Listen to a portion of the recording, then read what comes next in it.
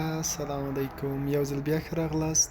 په دې ویډیو کې غواړم چې تاسو ته وښیم چې څنګه کولی شو خپل د فیسبوک ګروپ کالر چینج کړو.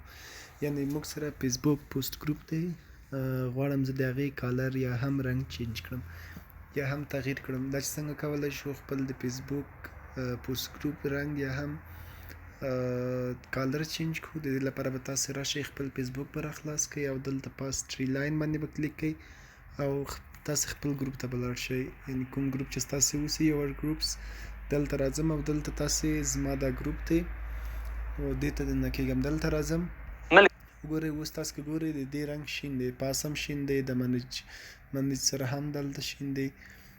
یعنې دا ډول رنګ دی. زه غواړم د دې رنګ باید سور اوسي. نو تاسو به دلته منیج باندې کلیک کړئ. کله مو چې منیج کلیک کړه وروسته له هغې نه به تاسې ښکته راشئ، تاسې دلته ګروپ سیټینګس ګورئ، دې باندې به تاسې کلیک کړئ. کله مو چې دلته کلیک کړو تاسې دلته ګروپ اپلیکیشن نه وروسته دلته تاسو کالر ګورئ. دلته کالر دی، کالر دلته تاسو انتخابولی شئ. کوم کالر چې تاسو انتخابوئ هغه انتخاب کړئ. زه وایم چې دغه کالر انتخابوم او وروسته له هغې نه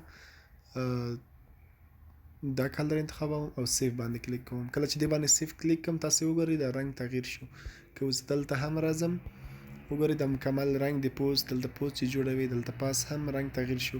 که تاسې غواړئ خپل د فیسبوک پوسټ ګروپ رنګ تغیر کړئ، تاسې به راشئ دلته سیټینګس او ښکته به دلته تاسې کالر باندې کلیک کړئ او دلته به خپل رنګ چینج کړئ. وروسته له هغې نه اډ کالر، دلته تاسو خپل نور رنګ هم اضافه کولی شئ چې کوم رنګ غواړئ.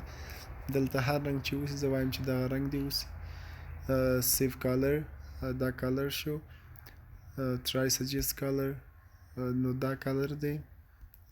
اډ کالر دلته موږ څنګه کړو، دلته مو خپله په خوښه باندې را اډ کړو، وایم همدا کالر دی اوسي. سیف باندې کلیک کړئ، تاسې وګورئ دلته پاس همدغه رنګ څنګه شو، زموږ فیسبوک پوسټ ګروپ ته هم اډ شو.